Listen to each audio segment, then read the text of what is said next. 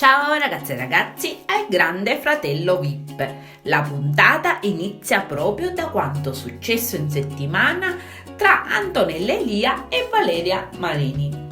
Tutti noi non vedevamo l'ora e ci siamo chiesti che fine farà la Elia dopo aver messo le mani addosso a Valeria Marini.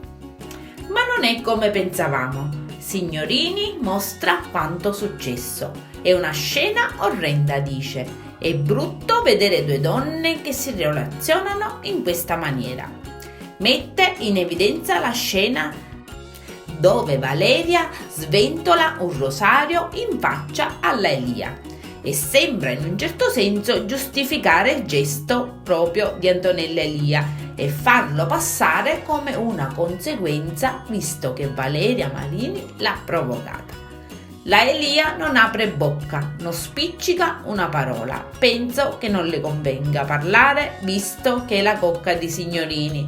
Infatti proprio Signorini in buttata sembra voler girare la frittata. Valeria Marini ovviamente reagisce e capisce la situazione, affermando esplicitamente che sembra che si vuol giustificare Antonella Elia. La lite ci può stare. Che tra le due donne non ci sia una forte simpatia ci può stare pure, ma le mani addosso no. Signorini bacchetta Valeria Marini per l'aver portato dentro la casa il suo rosario.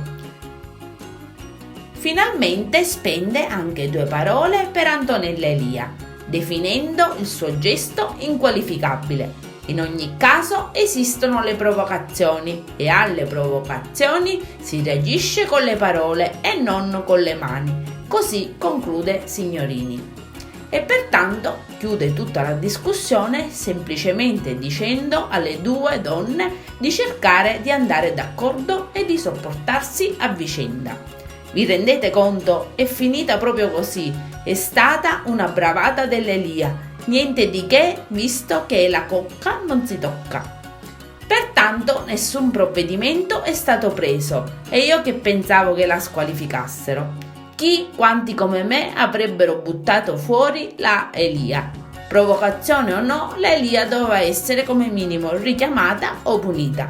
Commentate pure. Io adesso vi saluto e vi aspetto al prossimo video.